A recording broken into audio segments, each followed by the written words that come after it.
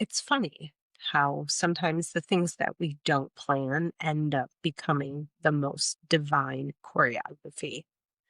I didn't realize until this morning, November 5th, that I'd be recording this final episode under a full moon.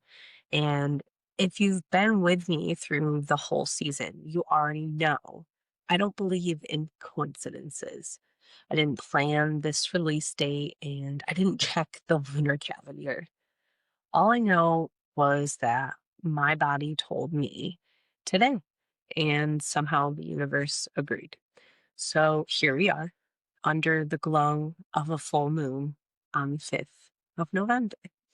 And maybe it's the poet in me, but the first thing that popped into my head was that line: remember, remember the 5th of November, not for the politics of it, not for the rebellion in the streets, but for the rebellion of the soul. For the moment when you stop obeying every rule that told you how to be and start remembering who you actually are. That's what today feels like. A remembering, a revolution in slow motion.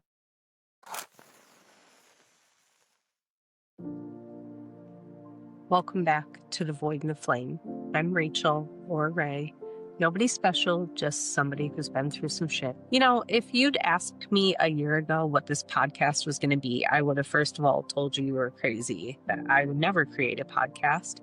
But if I had thought about it, I probably would have told you it was a healing series, a place for tools, stories, lessons, the kind of things I'd wished I had when I was clawing my way out of my own darkness.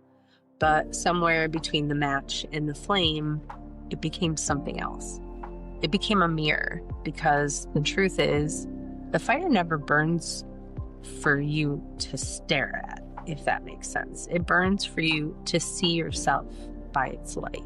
And if you've been walking this path with me since episode 1, you know the flame has changed shape a dozen times. Sometimes it's rage, sometimes it's grief, sometimes joy so fierce it almost hurts, but always, always, it's alive. And when I hit record for the very first time, I didn't know if anyone would listen. I just knew that there were words sitting like stones in my chest, and I needed to turn them into something that could breathe. And that's how The Void and the Flame was born. Not as a polished project, but as a survival mechanism. As proof that even in the dark, you can still create light. And this whole season, the awakening has been that journey. A map drawn in real time. Let's look back, not as a list, but as a heartbeat. The fire starter, where we burned down the lies that we told ourselves and realized that we weren't broken, we were just surviving. Who wrote your blueprint? The episode that made us question whose stories were we actually living and how many of those scripts were never ours to begin with.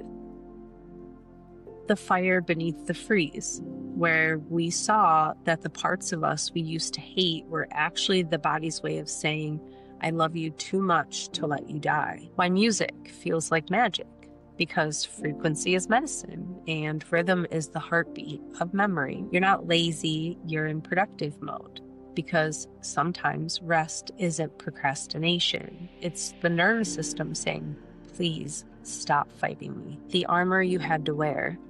That moment you realize your strength was born in war, and it's okay to lay down the sword. When you outgrow the cage, that ache you feel when you're expanding faster than the life that once held you. Memory loss, fog, and fractured time. The one where you learned trauma doesn't just haunt you, it hijacks the clock. Tarot as a mirror, not a fortune, where I reminded you that divination isn't prediction, it's permission to look within. You were never too much, because sensitivity was never a flaw. It was the proof that you could still feel. Resistance isn't laziness, it's grief, because avoidance is often your nervous system's way of saying, not yet. And finally, making peace with the flame, where we stopped trying to extinguish what was only ever meant to illuminate. Every one of those episodes was a match, every insight a spark, and every time you listened, reflected, cried, or took a single note, you added oxygen to this fire. You know, there's a line in K-pop Demon Hunters that hit me right between the ribs, and I shared it in a previous episode. The doctor says, to treat the part, you must understand the whole. And that's it. That's the thesis of everything we've done here. Because if season 1 was the awakening, it was just about noticing your pain. It was about realizing that no single part of you can heal in isolation. The mind, the body, the soul, they're not separate rooms, they're one house. You can't remodel the kitchen and expect the foundation to fix itself. You can't heal the body while your thoughts keep poisoning the air. You can't raise your vibration while your nervous system is still running from invisible tigers. Healing the part without understanding the whole is like trying to light a candle underwater. So tonight, under this full moon, on this wonderful November 5th, we're not just closing a season. We're closing a loop. We are remembering the whole. I've been thinking a lot about what it means to wake up. Not in the hashtag sense, not in the spiritual superiority sense, but in the real messy human sense. Because waking up hurts. You start seeing everything. The truth in you, the lies in others, the patterns you've repeated 1,000 times thinking this one would be different. And once you see it, you can't unsee it. That's why ignorance is bliss always sounded so dangerous to me, because the second you become self-aware, bliss stops being ignorance. It becomes accountability. It becomes choice. And once you know you have a choice, you can't pretend you don't. That's the hardest part of awakening. Not the fire, not the shadows, but the responsibility that comes with seeing clearly. I'll be honest, there are days I wish I could go back. Before the therapy, before the podcast and journals and constant self-analysis. Before I could read energy in a room like an open book and feel every vibration of someone else's pain. Because awareness doesn't just illuminate, it isolates. Once you see people's patterns, you can't not see them. The avoidance, the projection, the way people deflect rather than reflect. Sometimes it makes you want to walk away from the whole damn world because ignorance looks easier. It's quieter, simpler, but it's also an illusion. You can't unknow the truth once you've met it. So now, when I feel that urge to retreat, I remind myself, I'm not here to fix the world. I'm here to understand my part in it. And maybe if I understand my part, someone else will be inspired to understand theirs. That's how change actually happens. Not through collective blame, but collective accountability. There's this moment I come back to a lot when I'm writing or recording. It's from a random Tuesday morning months ago. I was sitting at my desk, drinking coffee, notebooks everywhere, cat hair on the pages because of course. And I remember feeling this wave of frustration. What's the point? Who am I to talk about healing when I still have panic attacks? When I still wake up some mornings feeling broken? And then, like a whisper, that line came through again. To treat the part, you must understand the whole. And I realized maybe I am the whole. The healed parts and the hurting parts coexisting. The teacher and the student.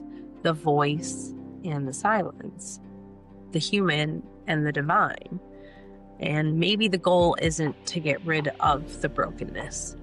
Maybe it is actually to learn how to hold it without shame. You know, people talk about integration like it's this clean, blissful merging, but in reality, it's more like trying to rewire an old house while the lights are still on. You've got to walk through rooms you'd rather keep locked. You've got to face the mess in the basement, the ghosts in the attic, and sometimes you electrocute yourself trying to fix a circuit that wasn't even yours to begin with. But little by little, light returns. Not all at once, one bulb at a time. That's what season 1 has been. Rewiring the house. Screaming, crying, laughing, falling apart, but refusing to move out. Because this house, this body, this mind, this story, it's mine. And for the first time in my life, I actually want to live in it. There's something beautifully human about realizing that healing doesn't make you superhuman. It just makes you honest. And when you strip away all the glitter, the hashtags, the moon water, the manifesting mantras, what's left is the simplest truth of all. You don't need to be perfect to be powerful. You just need to stop being your own nemesis. I've said it before and I'll say it again. Healing isn't an aesthetic, it's a practice. And half the time, it's an ugly one. It's admitting that sometimes you are the chaos. It's catching yourself mid-story and realizing you've been narrating your own suffering out of habit. It's learning to pause before you react, to breathe before you bleed on someone who didn't cut you. It's work, but it's the kind of work that gives you your life back. And if you're hearing this right now, it means that you've been doing that work too, even if it doesn't look like it, even if you think you're behind. You're here, listening, reflecting. That means something. So as the moon hangs full tonight, as we close this season, this chapter, this cycle, I want to remind you of something. You were never waiting to be healed. You were remembering that you already were. Every time you cried and still chose to get out of bed. Every time you lost faith and then found a single breath of hope again. Every time you looked at your reflection and decided to keep trying. You were healing. That's the whole point of the flame. It doesn't exist to destroy. It exists to reveal. This season began as a match, and tonight it becomes a mirror. Because when you stare into the flame long enough, you don't see the fire anymore. You see the reflection of the one who survived it. And maybe that's the truest meaning of awakening. Not escaping the fire, but finally realizing you are it. There's something no one really tells you about the healing process. That the moment you decide to change your life, your body will call your bluff.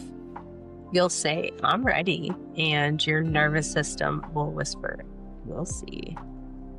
Because the body doesn't run on affirmations. It runs on proof. It wants to know that you can keep yourself safe before it lets the armor fall off. And that's where the real work begins, not in the mind, not in the mirror, but in the flesh. For years, I thought healing meant reading more books, buying more courses, collecting more tools, but eventually you run out of theory. You can't think your way out of a panic attack. You can't out-journal your nervous system. You have to feel. You have to move. I learned that the hard way. There was this stretch right after my layoff where I kept trying to stay calm by controlling everything. Budgets, job applications, email drafts, even the way I arranged my crystals on my desk. That was my last stand against chaos, but here's what I learned. Control is the body's way of begging for safety, and surrender isn't giving up. It's giving into trust. When I finally stopped fighting the truth of what had happened, the betrayal, the loss, the humiliation, something softened. I realized I wasn't trying to rebuild my life. I was trying to rebuild me.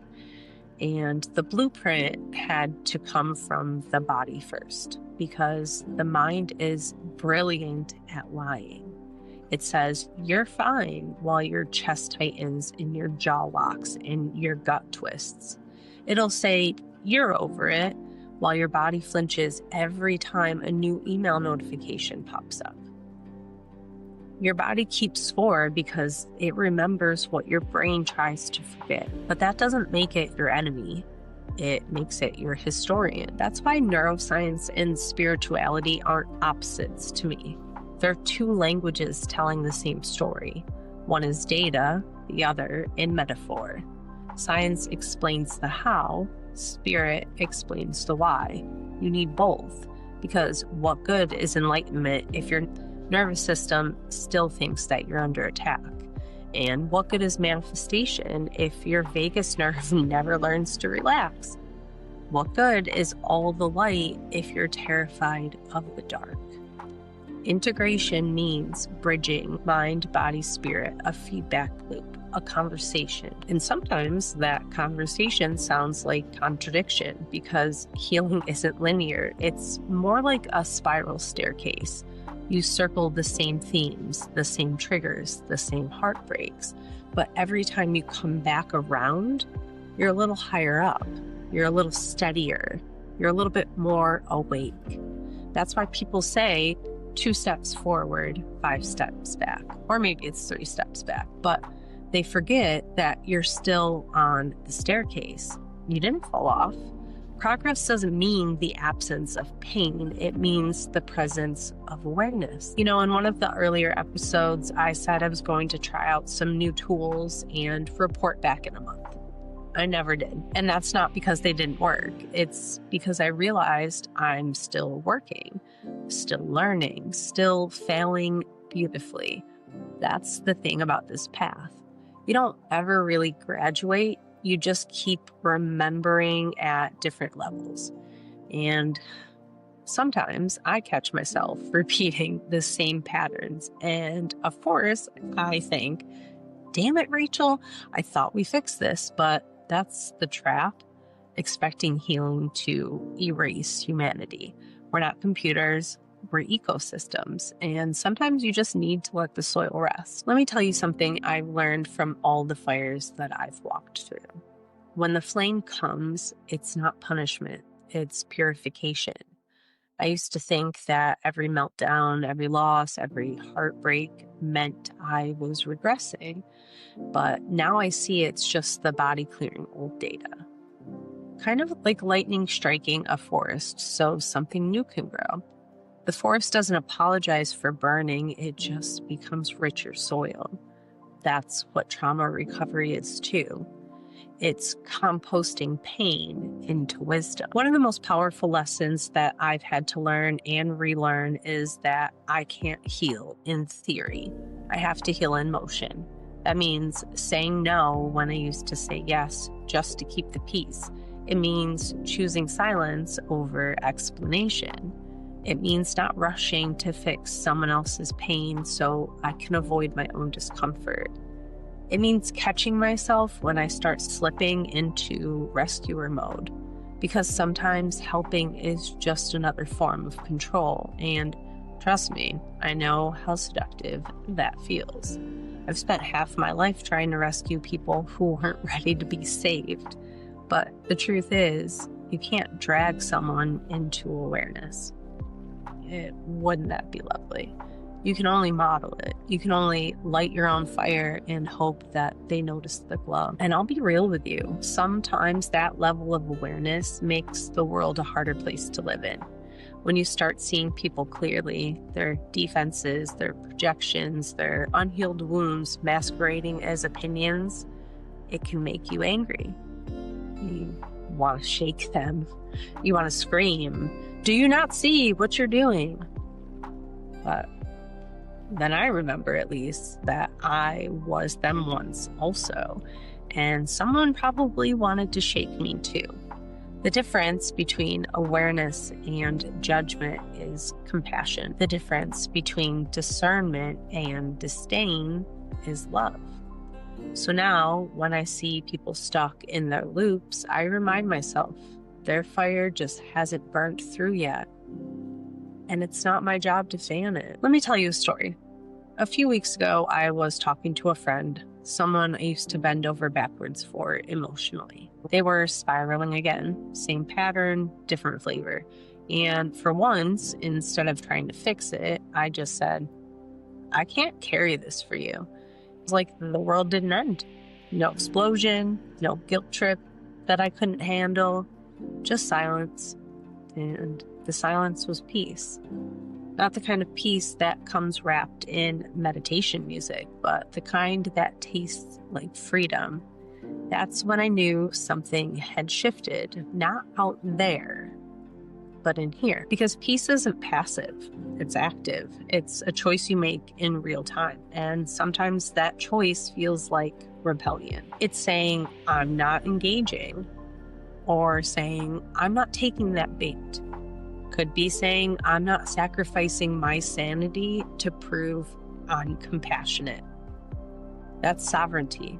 And it's one of the hardest spiritual muscles to build.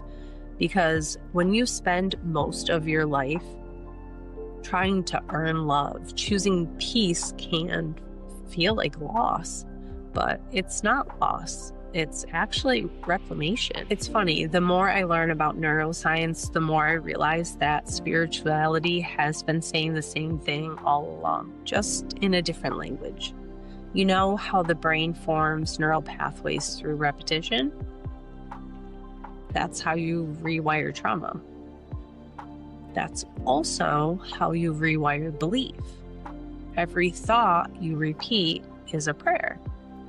Every reaction you regulate is a meditation. Every boundary you hold is a ritual. You don't have to sit in lotus position to be spiritual. You can just choose not to text your ex back. That's enlightening too. Sometimes people think spirituality is about ascending and becoming lighter, higher, holier, but the real ascension is descent into your body, into your truth, into the messy, mortal, gloriously imperfect humanness of you. That's where the flame actually lives. Not in the sky, but in the blood. Not in temples, but in the nervous system.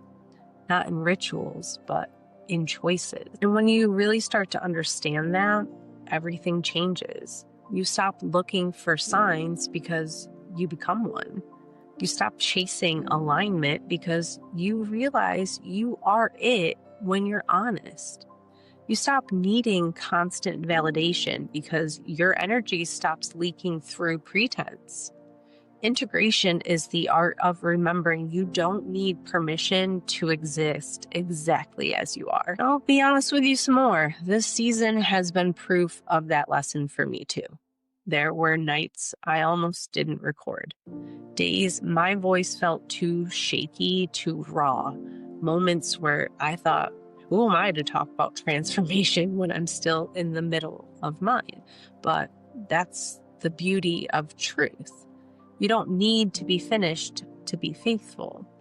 I've learned that leadership isn't about perfection. It's about transparency. It's saying, I'm still learning too. Because if I waited until I was healed to speak, I'd never say a word. That's why I created The Void and the Flame. Not to tell you what to believe, but to remind you that belief is personal. Not to promise you peace, but to show you that chaos can be sacred too. Not to sell you healing, but to hand you the mirror and say, you already have everything you need. Because, like I've said before, you don't need to do things a certain way to be spiritual. You don't need to charge your crystals under every full moon, or chant, or journal, or pull a card every day. You just need to be present. Structure matters, yes, but structure isn't supposed to strangle you. You can build your own rhythm. your own rituals, your own relationship with the divine, whatever that means for you. Because spirituality was never supposed to be a performance. It was supposed to be a conversation. And here's the wild thing. The more I surrendered to that truth, the more aligned everything around me becomes. It's like the universe keeps saying, finally, you're listening, because alignment isn't about control. It's about coherence. When your inner and outer worlds start playing the same song. So as I record this tonight under this full moon on the 5th of November, I'm not making wishes, I'm making declarations. I'm declaring that the fire was never out to get me, that the breakdown was never the end, it was the initiation. That peace isn't the absence of chaos, but the refusal to let chaos define me. I'm declaring that everything that's happened, every loss, every scar, every cycle, was just data for my evolution. Because to treat the part, you must understand the whole. And maybe the whole isn't something that you find. Maybe it's something that you remember. This is where we begin to understand the body of the flame. Not just the fire that burns, but the warmth that sustains, because the real miracle isn't that we survived the fire. It's that we learn to live inside it without getting lost. There's a silence that comes after everything burns, a kind of hollow stillness where even your thoughts sound too loud. And that's where I found myself after everything collapsed. The relationship, the job, the friendships, the scaffolding that held up who I thought I was. And in that quiet, I kept hearing one question echo back from somewhere deep inside. And that question was, now that the fire's done its work, what will you build from the ashes? Because that's what the void is, really. It's not emptiness. It's a field of possibility waiting for instructions. And the ashes, they're data. They tell you what was real enough to survive the burn. When my life fell apart again, it didn't happen dramatically.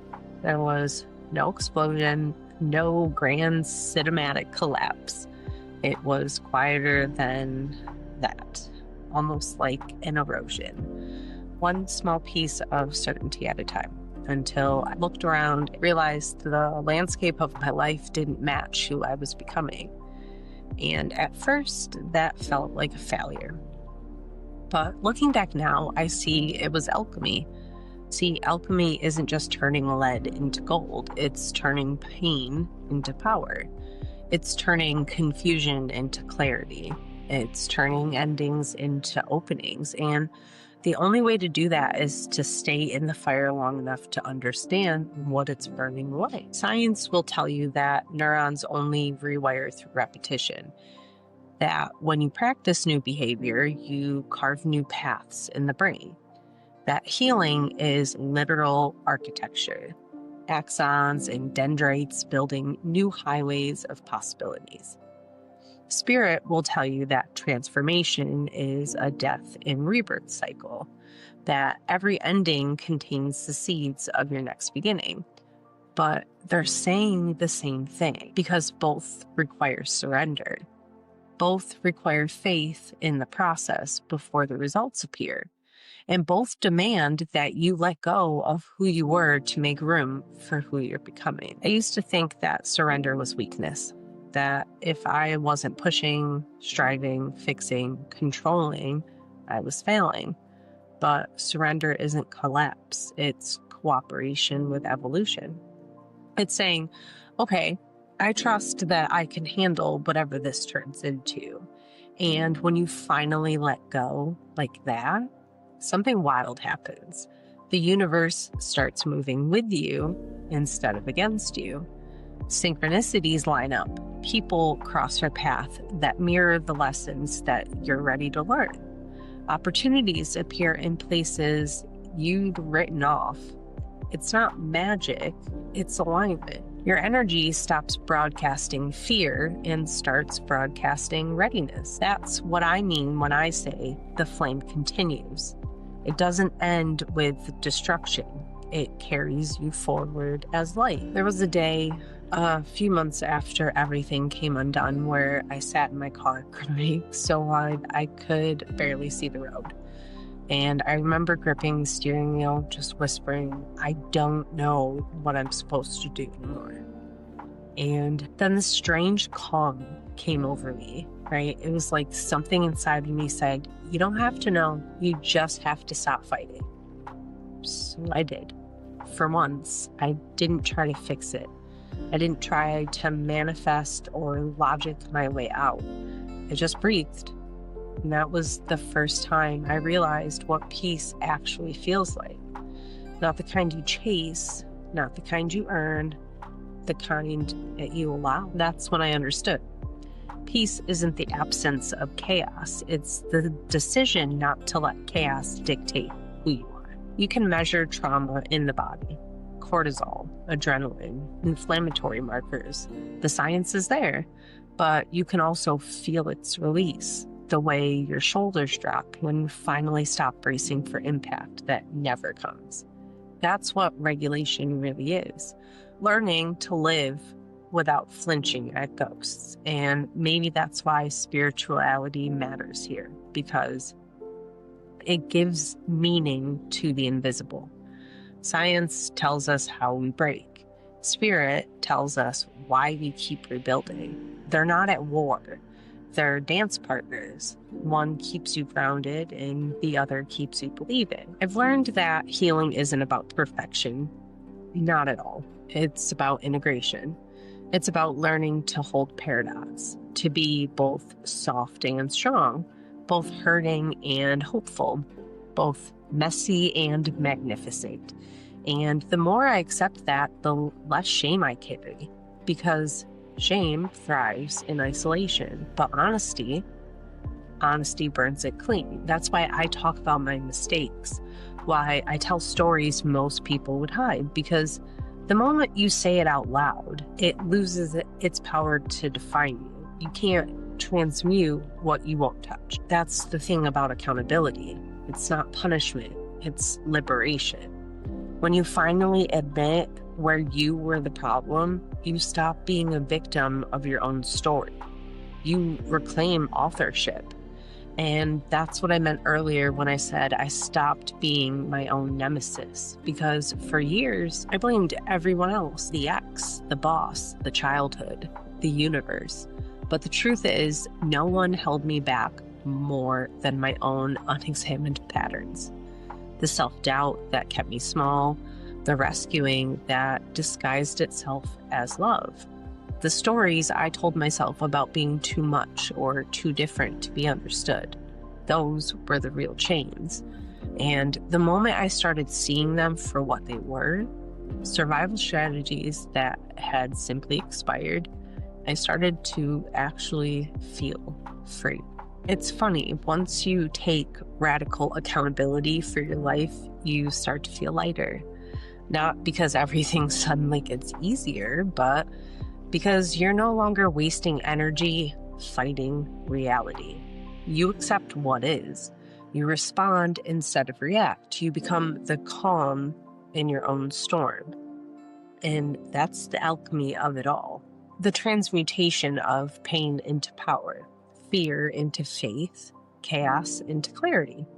You stop asking, why is this happening to me? And start asking, what is this trying to teach me? That's when the void becomes fertile. That's when the flame becomes guidance. I think about this a lot, how the body and the soul are always trying to meet each other halfway. The body says, slow down, and the soul says, wake up. And if you can get them in the same room, you find balance. Because the point of healing isn't to escape being human, it's to experience it fully. The tears, the laughter, the anger, the awe, all of it is sacred data. It's how consciousness learns itself. And I think that's why I'm obsessed with this work, because It's not about chasing light. It's about understanding darkness enough to navigate it. And maybe that's what The Void and the Flame was always meant to be. Not just a podcast, not just a brand, not even a mission, but a living record of what it looks like to be human in real time. Because that's what we've been doing here, isn't it? Making sense of the human condition, one episode, one breakdown, one revelation at a time. Every week I've shared my process, the mess, and the miracle side by side, and you've been walking it with me. The most beautiful part, I didn't do this alone. You were here, listening, reflecting, healing alongside me. That's alchemy too, shared transformation. And if you take nothing else from this season, take this. You are not behind. You are not broken. You are becoming. Even the pauses are part of the rhythm. Even the chaos is part of the choreography. The void isn't punishment, it's preparation. The fire isn't destruction, it's instruction. And the ashes, they're the evidence that you survived. When I think about what's next for me, for the show, for this collective that we're building, I think of it like a new experiment. A place where the mystical and measurable finally shake hands, where neuroscience meets narrative, where self-healing meets storytelling, where spirituality stops floating above life and starts walking beside it. That's what season 2 will be. The embodiment of everything we've learned here. The science of self-trust, the autonomy of intuition, the biology of belief, because the next evolution of awakening isn't ascension, it's integration. It's time to bring the flame into the flesh. When I was little, I used to stare at campfires until my eyes watered. I loved how unpredictable the flames were, how they danced and folded into themselves, how no two moments ever looked the same.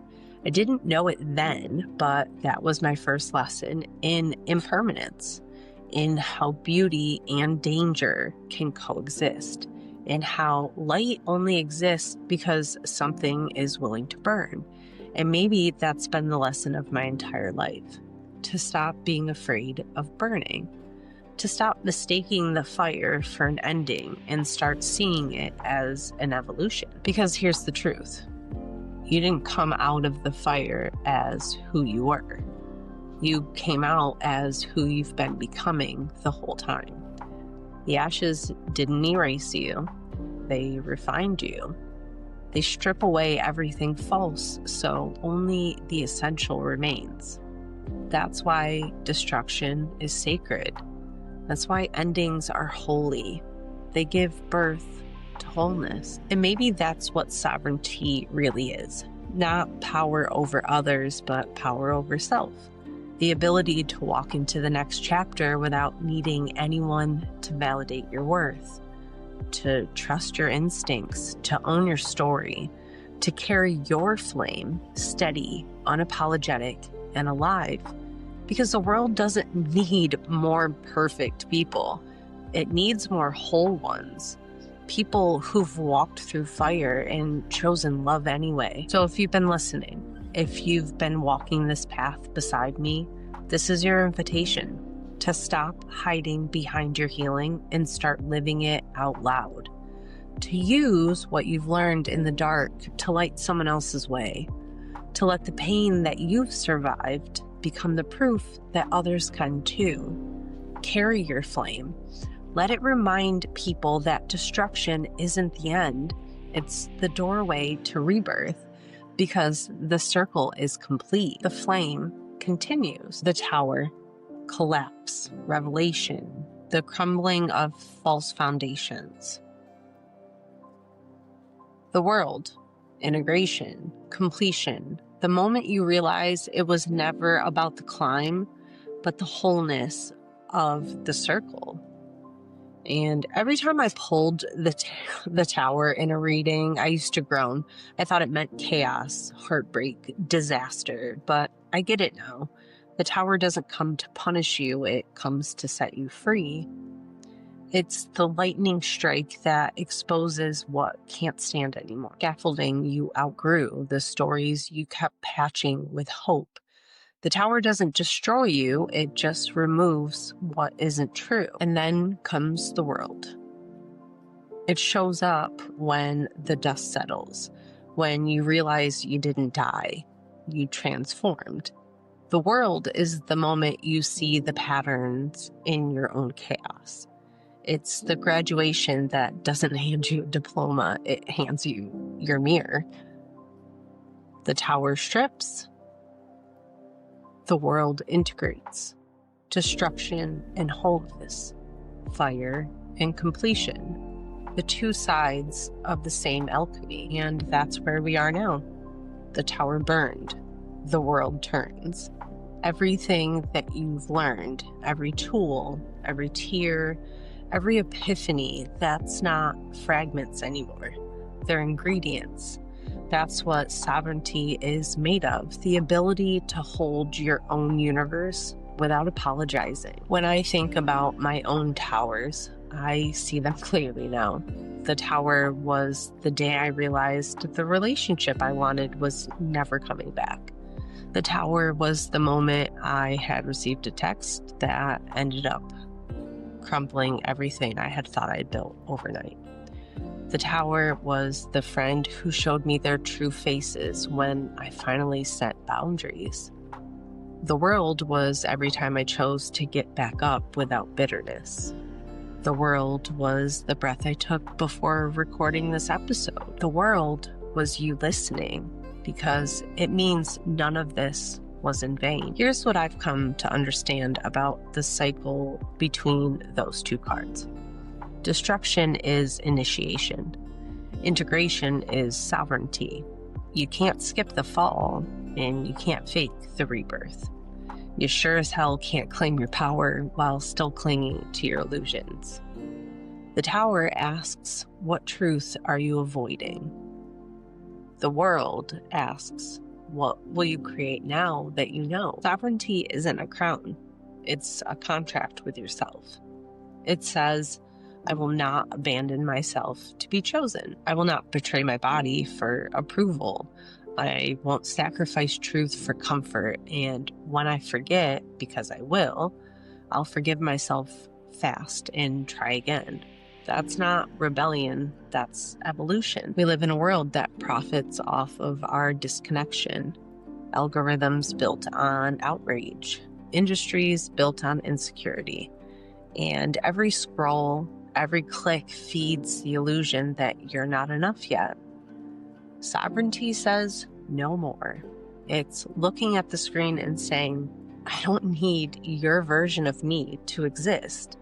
It's logging off not because you're escaping reality, but because you're returning to it. It's realizing you don't need to manifest your worth, you just have to remember it. Science calls this neuroplasticity. Spirit calls it rebirth. Every time you choose a new reaction, you build a new path. Every time you speak kindly to yourself instead of criticizing, you reclaim ground. Every time you pause before you spiral, you prove to your nervous system that you're safe now. That's how sovereignty works, one choice at a time. It's not a moment of arrival, it's a practice of return. I used to think freedom was doing whatever I wanted. Now I see it's being so aligned that I don't want what hurts me anymore. That's real power. When your desires finally match your values, and when peace is no longer boring, it's home. There's this moment in the world card that often gets missed. The figure is dancing inside a wreath, naked, unashamed, balanced between the four elements. I can't show you that, but that's the goal. Not perfection, presence. She's not clothed because she has nothing to hide anymore. She's not running because there's nowhere left to go. That's her just being. That's what the void and the flame has taught me. to stand in the center of my own life without flinching. And I want that for you too, to walk through your own towers without losing your light, to trust that the fires are for you, not against you, to know that even in the darkest void, you still carry a spark that knows the way home. Because when you understand that, you stop chasing healing and start embodying wholeness. Maybe that's the real message of the tower and the world. Not destruction and completion, but truth and trust. The truth that nothing is meant to stay the same, and the trust that you'll still be okay when it changes. That's the alchemy. That's the sovereign return. I'm recording this on November 5th, and the full moon is hanging like a spotlight over my driveway. And I have to laugh to myself because I didn't plan this. I didn't plan for the double feature or the timing or the cosmic poetry of it all.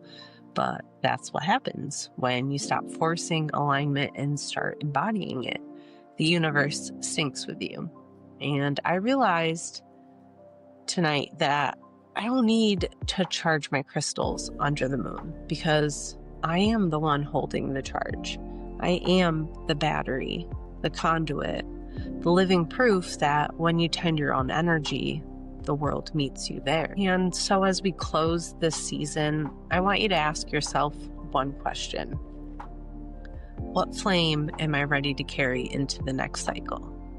Maybe it's forgiveness. Maybe it's discipline. Maybe it's joy. Maybe it's finally letting go of a story that keeps you small. Whatever it is, name it, tend it, and then walk with it into the new year. Because on January 1st, season 2 begins, and we start building the systems that make this become sustainable. So between now and then, rest. Revisit the episodes, collect your tools, your reflections, your truths. Integrate what landed, release what doesn't, and when we meet again, you'll be ready to build the blueprint, ready to live as the alchemist of your own life. To everyone who has walked this with me through this first cycle, I want to thank you for your ears, your energy, your trust, for letting me be human in front of you. This is our completion card, our world moment. The circle is complete, but the flame continues. I'll see you on the other side of this break, reborn, recharged, and ready to build the whole damn world that I've been dreaming of. You are never broken. You were operating in pieces. Integration isn't fixing yourself. It's remembering that every part belongs. The mind speaks, the body answers, the soul translates. Together, they call it home. So as this full moon rises over this November night, I'll say this: the circle is complete. The flame continues. Keep tending your fire. Keep telling yourself the truth when it shakes your voice. Keep choosing curiosity over chaos. And keep remembering, you don't have to keep the fire lit alone.